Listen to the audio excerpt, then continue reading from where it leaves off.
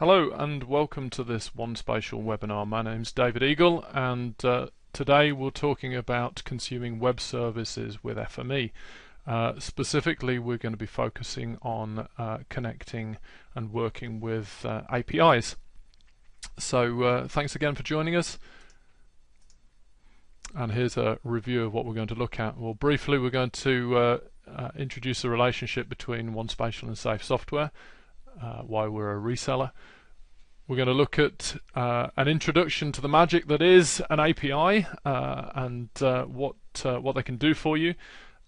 We're going to look at the key to unlocking the data at the end of a URL. That's focused around a specific set of transformers, or actually really a specific transformer that helps us connect to APIs. We're going to build a worked example, and that is going to be then bundled up neatly in the form of a custom transformer, all being well. And we'll also have a look at some more elaborate examples so that you can see where you can take this technology and how you can get it to work for you. So hopefully that's an interesting set of items we're going to cover today. As I say, thank you for attending. This is just a very brief slide to introduce ourselves, One Spatial. We have a number of offices all over the world, as you can see there. We're headquartered in Cambridge in the United Kingdom, and we work in a number of different vertical markets. We have relationships with several technology partners, and the focus for today's session is around the relationship with Safe Software, who are the vendors that make FME. In terms of our FME capability, we've been a value-added reseller since 1999. Safe Software themselves have been working and around since the latter end of 1993, so we were a fairly early adopter of their technology. We have and offer support and capability around all three of the FME products, so that's FME Desktop, Server and Cloud, and we have certified staff globally who are technology specialists in FME, myself being one of those. We have a number of staff who have the certifications required, so certified professional and certified trainer.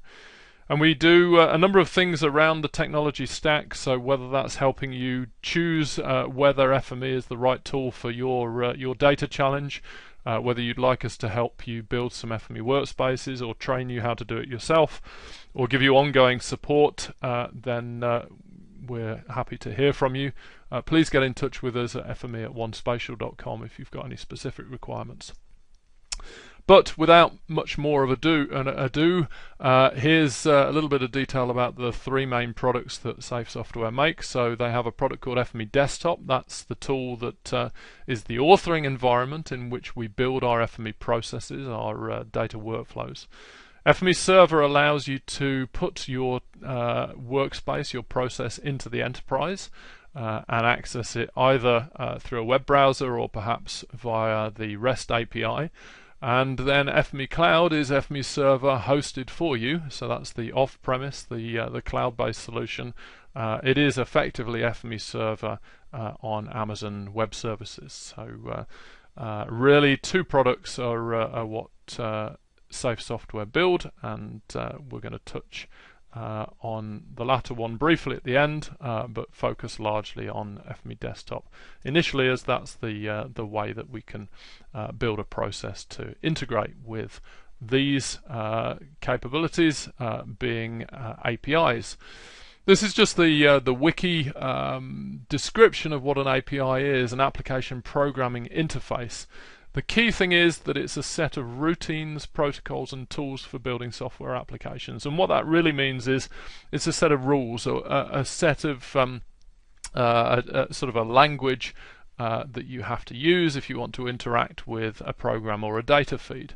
What that means in reality for us is that quite often you're looking at building or getting your application to build a parameterized URL that requests data back from that service when we're working with a data feed, of course.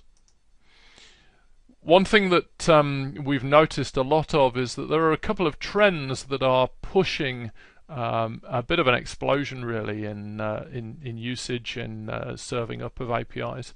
A couple of things really. One is the proliferation of cloud storage these days. The likes of Amazon, Google, and Microsoft are giving us options to host content online and store our data and our content somewhere other than in our own office.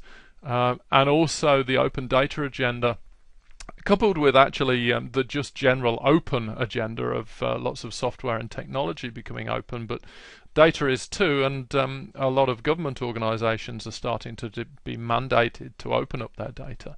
Those two things together mean that certainly over the last 18 months we at One Spatial have been asked a lot about getting data directly from web connections, directly from APIs. So that's meant that there's a bit of an explosion in GI data and services out there. A couple of useful URLs to take a look at. I'll mention the first one here, this programmableweb.com. This website suggests that there's nearly 16,000 public APIs available. So if we go and have a quick look at this site here, let's just drag in a browser window. You can see the number of APIs you can go and have a look at. So if we go and have a look at say the Google Calendar API, or search for Google Calendar to see if there is an API. I know there is, obviously. Let's just see if this search box is going to give us any help. There we go. And you can see in here that there's the API, and you can see that there's a bit of detail about it. So it's a handy site to give you a bit of a search engine to go and find some interesting APIs to go and look at. One thing that we're seeing is that lots and lots of day-to-day things are starting to allow us to connect to them, whether it's the phone in your pocket, or the fire alarm on the ceiling in your house, or the smart meter in the corner of the room that's telling you what energy you're consuming, or whether it's a more standard bit of technology that perhaps you've worked with for a long time, whether you want to interact with Amazon or with Google or with a CRM that you work with. APIs are now starting to give us the ability to connect to these environments. The key thing about APIs is that they allow us to get bite-sized snippets of information back. So we can ask a question and get back the answer, but as a small chunk. We don't have to have a fire hose of data thrown at us with a lot of content that we then have to decipher. So that makes things very simple when it comes to getting small answers to questions that we need to ask of our data. They aren't all good. APIs do have their own challenges. There are certainly quite a few different implementations. REST is a very common one, but they undergo constant evolution. And I believe that the average life cycle of an API is around about 18 months. They can actually be shut down overnight. Those of you who connected to web maps or web services in the past and relied on MapQuest as a background map, FME itself had a MapQuest plug-in to the data inspector. It just stopped working in the middle of July, and that's because MapQuest decided that they needed to put their service behind a set of credentials, and also ultimately behind a paywall. So you have to be conscious of that. There are a few services out there that help you work with APIs. So Hitch is an interesting one. If you have a look at that, you can see here that Hitch gives us the ability to monitor certain APIs. So you can follow it and you'll be notified largely when there is a change in the documentation. Generally, a change in the documentation is a warning to you to indicate that something in your application probably needs to change in the way that it interacts with that site. So Hitch is an interesting one to take a look at. APIs can be a little bit pedantic, so you need to be a little bit aware of how you form the questions that you're asking of the data. Network errors can pop up. They can be a bit of a challenge sometimes, and authentication is a challenge because there are a number of different ways that you authenticate against these APIs. But in this case, actually, FME can help quite a bit. So FME 2016.1 supports OAuth, token, and basic authentication types, so starts to make things much easier when you're connecting to those services. The other thing to bear in mind is that there are quite a lot of readers and writers in FME that are connecting to web services behind the scenes. You might not have realized it, but formats like DynamoDB, CartoDB, the way that Safe are connecting to these web services behind the scenes is via an API. So actually you have a bundled up API as a reader and a writer already, and there are a number of those buried inside the FME product. What that means for you is that you can add a reader and connect to a service without having to write any code. Where you get the flexibility to write some bespoke calls to a web service is using effectively the star of the show, really, the HTTP caller. This transformer allows you to connect to any data, so if Safe haven't got to adding in a particular format that you're interested in, or perhaps there's a very niche web service out there that you need to get to, well, the HTTP caller is perhaps the tool of choice.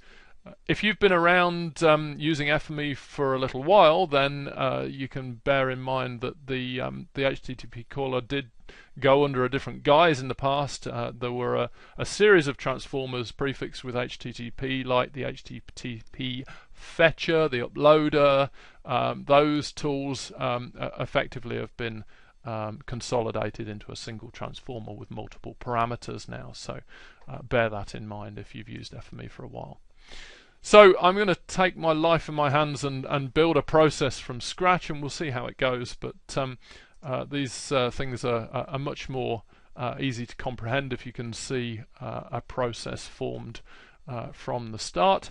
So I'm going to launch Workbench, and I'm going to build a geocoding tool effectively, so that there's a useful service called postcodes.io. Let's go and have a quick look at it. So I'll pop that up on screen.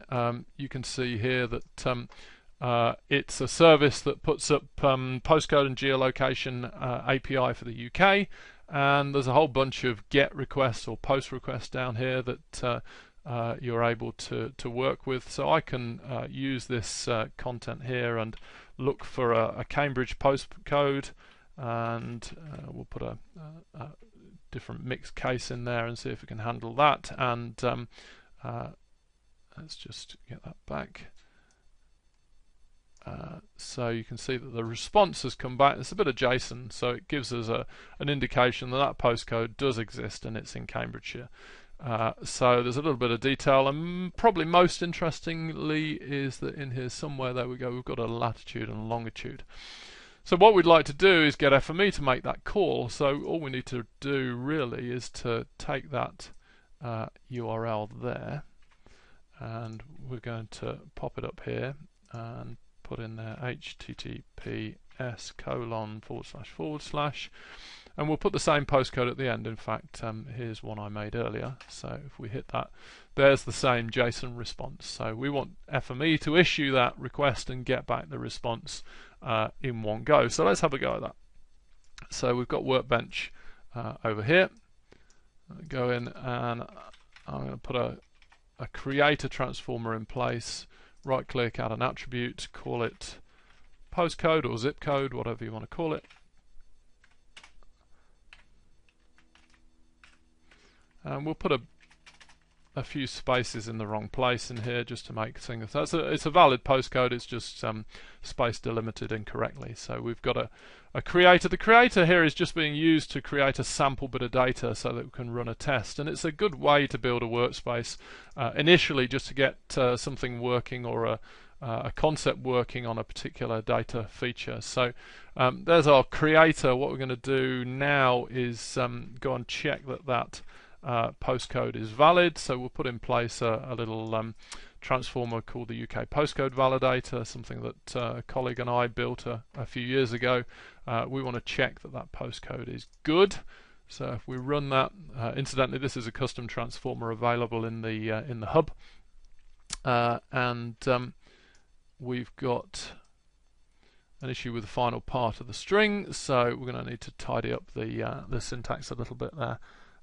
You can see that what we've got is a C in there, so it's at the moment invalid. So we need to go and tidy that up to make sure that we can actually get a valid postcode first of all. So we'll go back to our original and change that to a 3 and see, hopefully that validates now. So we now know at least it's good, and we can see that there's the validated postcode. It's in uppercase with a space in the right place, which is handy.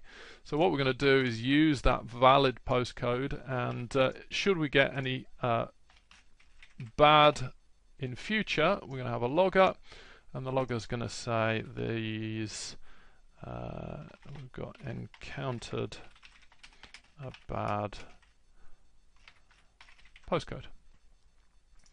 So always good idea to basically fail features elegantly. Now we're going to build the URL, so we use a string concatenator in this case. You can do this embedded in the transformer that I'm going to show you in a moment, the HTTP caller, but just so you can see the detail here. We're going to add a constant in. The constant is going to be the URL of the service, so I just need to grab that and pop that in, and then we want the variable, which is an attribute, and that's the postcode. And then we're going to put that into an attribute called URL. So that's the URL that we're effectively going to get from the web service. Now if I connect an inspector and run that, what we should get to see is a built URL with the postcode on the end of it. And you can see that at the moment that's getting the bad postcode. What we want to do is switch it so that the validated postcode is the one that gets tagged on. So we get our workbench back, go into the string concatenator, put the validated postcode in. And this is the benefit of using the data inspector whilst you're building a process. You can see exactly what's happening, and now we know that hopefully that's going to be good. So if I Control A, Control C to copy that, go over to a web browser, start a new one, paste it in, hit return, we get a good response. So now we can look to bring in, as I said, the star of the show, the HTTP caller, drop it in. The request URL is actually going to be from an attribute, so we're going to grab it from the URL. It's going to be a get method, and in theory, if I just max the screen a little bit so you can see this a bit more, I should be able to get a response from this service, and we've got a good one. So it's a status of 200, which means it's good. So now you can see the JSON document being returned. So we need to parse the JSON document, essentially just flattening it into a tabular structure. So what we can do here then is go and put in here something like the JSON flattener, and we're going to flatten it out. JSON document is in the response body, and if we do that,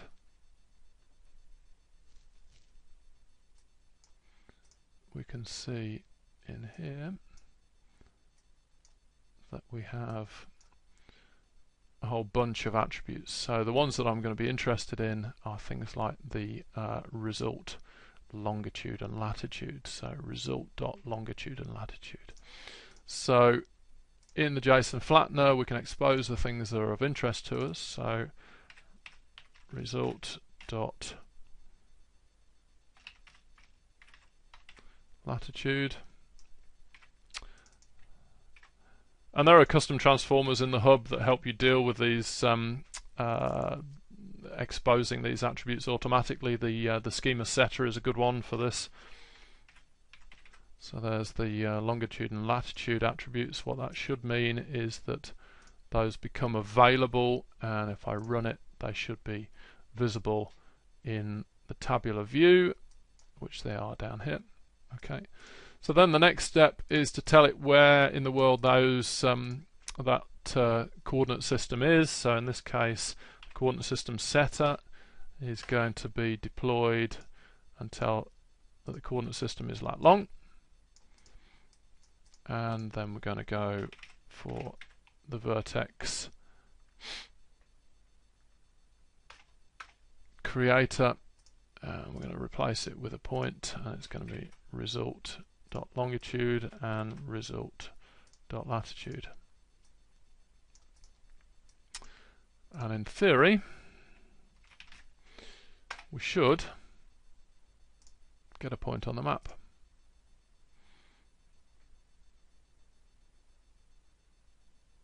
And there we go, we have a point, and that's appearing in the Cambridge area. Okay, so what that means now is effectively we have a custom process that hits the postcode.io web service API and gives us a response. So what we could do now is we could take this set of transformers and bundle that up. So we can go and create a custom transformer, and we'll call it postcode.io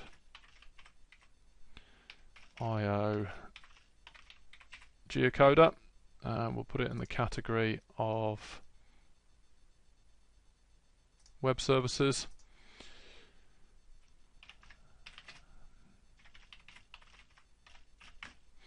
That'll do for a description, but normally I would have an extended description there.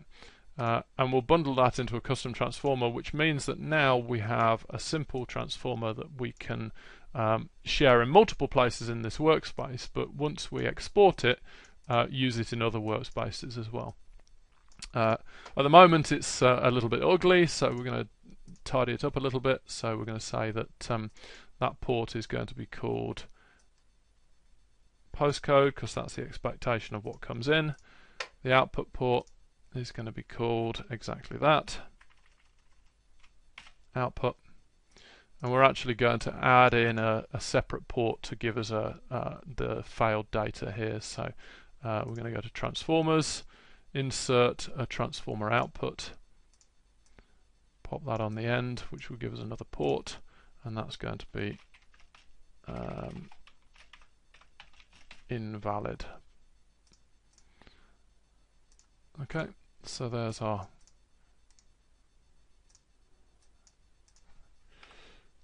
transformer now.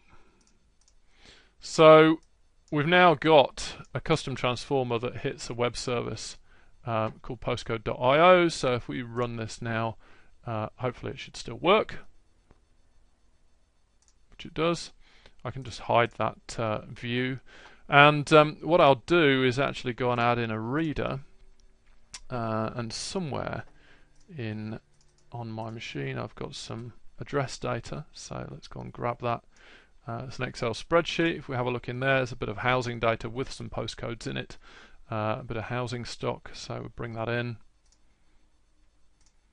get rid of our creator, hook it up in here, see what the attribute is called. It's called postcode in uppercase. So we'll put that through and run it now, and all being well, we should now hit that set of URLs that we're generating on the fly and geocode every one of those postcodes automatically.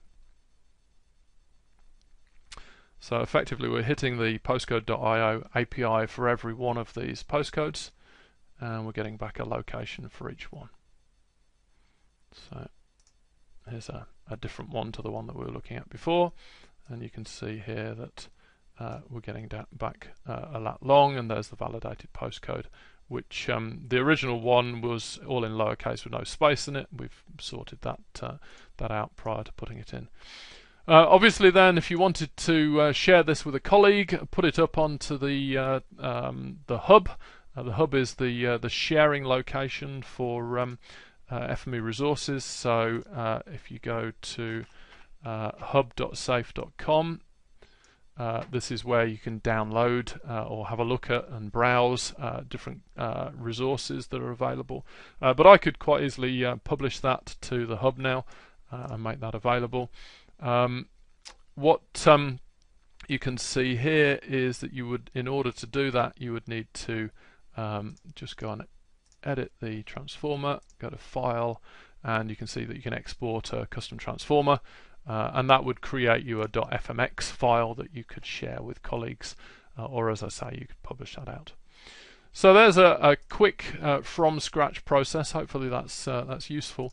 What I promised to do is to show you some slightly more elaborate examples, but just before I do that, I want to highlight that often when you're working with an API, the response that you get back will be a response in a language like XML or JSON.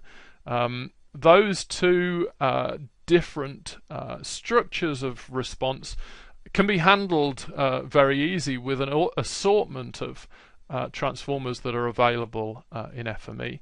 What I would recommend you doing is going to safe.com/transformers, and from that page you can go and have a look at some of the transformers that are available to work with both XML and JSON.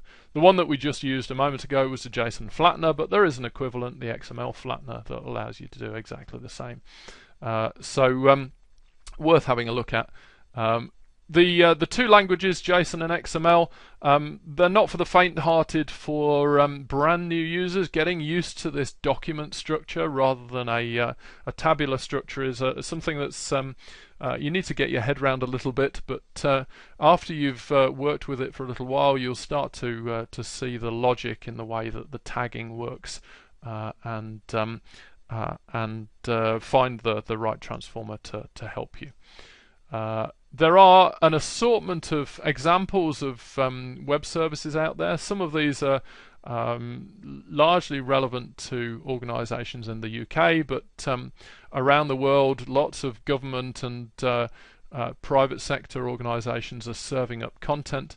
There are examples of services like the Elgin Roadworks service. This is roadworks.org, that allows you to take a look at all of the points on a map that reference any permitting work that has to happen on the road network.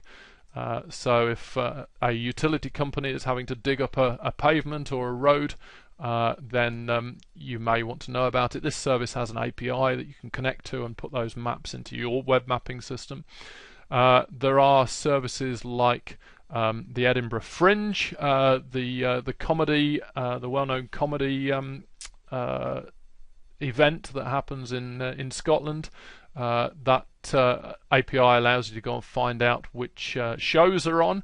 There is an Ordnance Survey Property Insights API. This is currently in beta, but if I just bring this in, you can see here that you can go and use the property data request, and all you need to do is supply a particular structure of a URL, a UPRN, a unique property reference number. So every building in the UK has a UPRN, and you can get back information from a number of different services through this API that tell you whether that property is at flood risk or whether it's a commercial property, what the value is, the value of that property is, what the floor space is, etc., etc. So there are a number of extremely useful APIs out there to go and take a look at.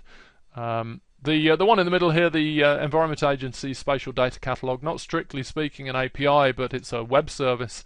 It's a way of serving up web feature or web map services, geographic data in vector or raster format from a number of different organizations. And it's a nice interface. You go through, tick the data sets you're interested in, and it dynamically builds you a URL for that service at the top that you can copy and then hit with your web mapping application or with FME to consume that data. Maybe you want to read a WFS and write out a file geodatabase or a shapefile or a mapinfo tab file. Well, that's a handy service to take a look at. A few other ones that are interesting. The Heidelberg University has created something called OpenRoute Service.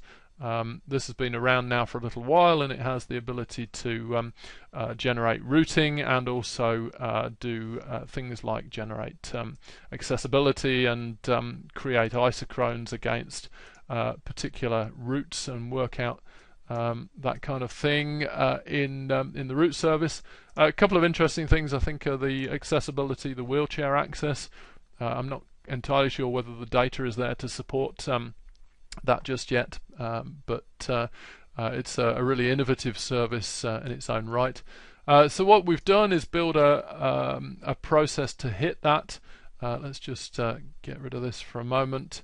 Pop open an example.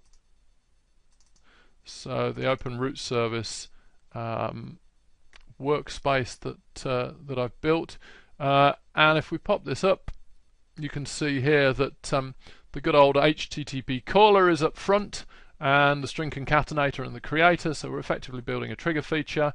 We are then concatenating a whole bunch of parameter values, and you can see here that we hit the service, the URL, put in a position, a lat long. In this case, we're generating isochrones. We want to know how many minutes the travel time is going to be, what preference of service we're going to do, whether it's a vehicle or a truck or walking or a bike, and what the time interval is going to be. And effectively, we build up a structured URL using those values. That then is sorted out, parsed using the XML fragmenter because the response is XML. We build the geometry, so we're going to build some polygons there in I believe it's GML that or XML that comes back, so we build the GML, and then we split it out into the different isochrone values, group it up, and we use a custom transformer available from the hub called the color ramp styler to make it look pretty effectively. So we're applying a style based on a value in seconds, and you'll see the result of that in a moment, and ultimately we write it out to KML. So if we run this, but we're going to run it in prompt and run mode, what that does is it gives us a dialog box to allow us to enter some content. So based on a location, and this is a location you could obviously get from a data source rather than having to key in a lat long, but based on this location, let's go and do a bicycle route using the recursive grid rather than the tin. There are a couple of options that the API offers. Interval is going to be 60-second interval, and we're going to have a drive time of 5 minutes, so we should have 5 boundaries there. And we'll look at writing out to Google Earth. So if we run that, it should push that out here. So this is our 5 minute, effectively our 5 minute, what did we choose? Cycling, I think. I've already forgotten. So prompt and run, yeah, cycling. So we've got that written out, and we can see that. FME 2016 offers us a little bit of option to give us some opacity on that view, so we can see the background map, and this is just Leeds in the north of England. If we go and have a look at the Google Earth result, so open the containing folder, and in here we've got some isochrones in KMZ. You can see that we've written the content out to Google Earth as well.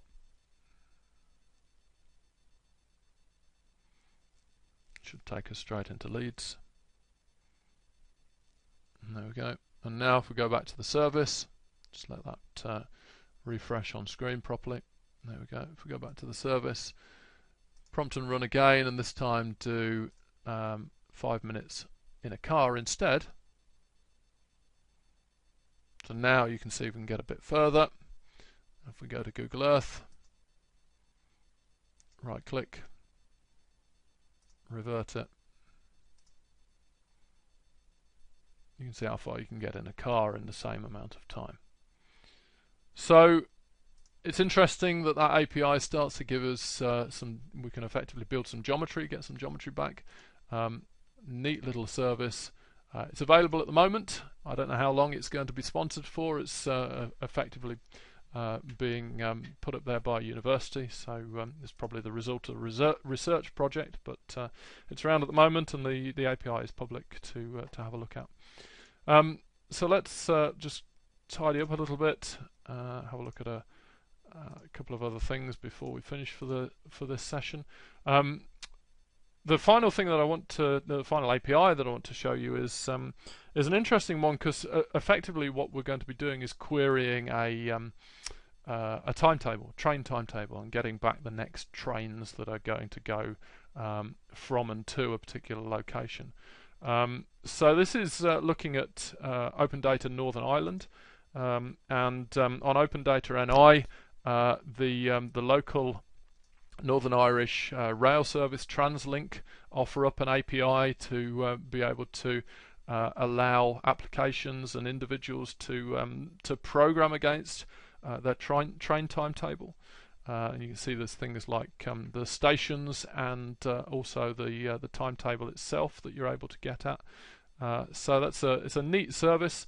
What we've got is a small process here that queries that. So I'll just pop that up on screen for you to see. And the same structure, the same approach, although this time we're actually not, because the API is actually quite simple, we can get away without using a GET request with the HTTP caller. We're just going to build a URL here and read the data back from the web service.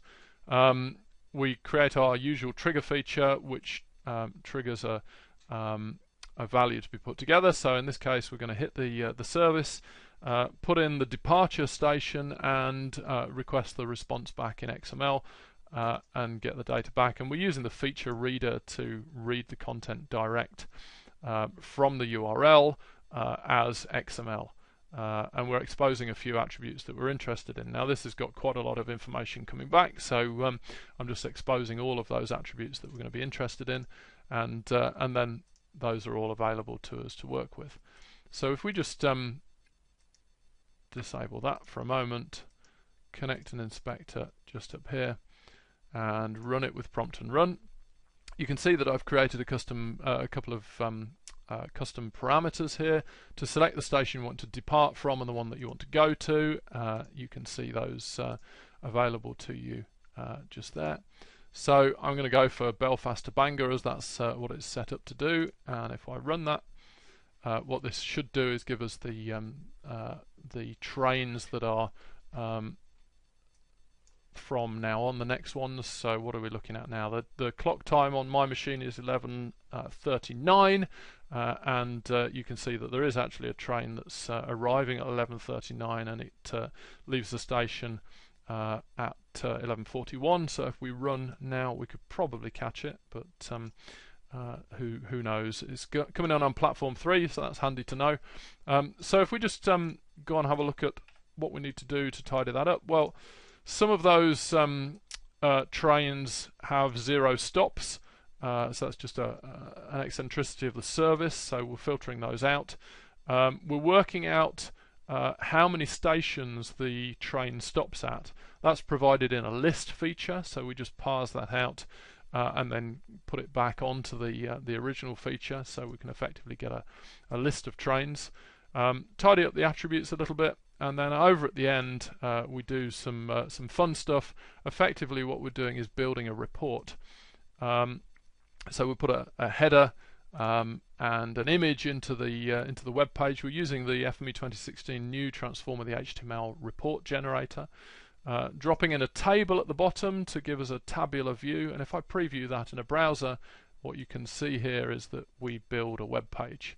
So this process is going to query an API, get back a train timetable of the next trains from a stop we're interested in, automatically build a web page, And then the next stage is we're going to write out the HTML and then push it up to Amazon S3 and host it. And that will give us a live web page. So if we just run this as is, what I'm doing, I'm logging out the live URL, and that'll come into the log view down here. So you can see that we've got in the inspector here. So here's the list that I created into a concatenated stop list, calling list. So from Belfast to Bangor, the train is leaving at 11:42. That's actually right now, and that's where it's stopping. And there are it's in at platform 4 at the moment. It's going to arrive at Bangor at 12:13, and it's a through service. It's not going via anywhere. 9 calling points in total. So if we miss that one, which is likely given that it's now, we can go and get the 12:12 instead. What this has done is the subsequent part of the process, that was just viewing it here, the subsequent part of the process pushes that URL up to Amazon, and if you'd like to, people on the webinar can actually type that URL into your machine. That is a live page now. So that's s3.amazonaws.com/1/US and then trainreport.html. Obviously that'll be there after the webinar, so you can view the recording later on and go and have a look at that. But you can see here that we've published that. If we run this and schedule this process to run, we could set this process to run every 15 minutes or so, and basically that's polling the service every 15 minutes and updating that web page. So whenever you hit the web page, it'll always show you the next trains from and to that station.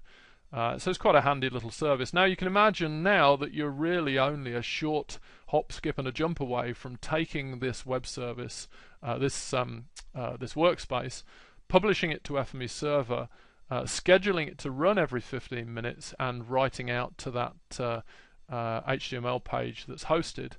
And now on any device, on your phone, on your tablet, you can just have that URL saved as a shortcut, and you can view the next trains from your station of interest at any point in the day. So if that's your route to work, then maybe that's a handy way of knowing when the next train is. So just a quick example there with a few bits of capability in there that give us an interesting response. This is an API that perhaps you might not have considered using FME to work with in the past, but maybe this is a solution to a typical problem that you come up against and have been using other technology for, writing long-winded code against. But now you can deploy that with a simple FME workspace.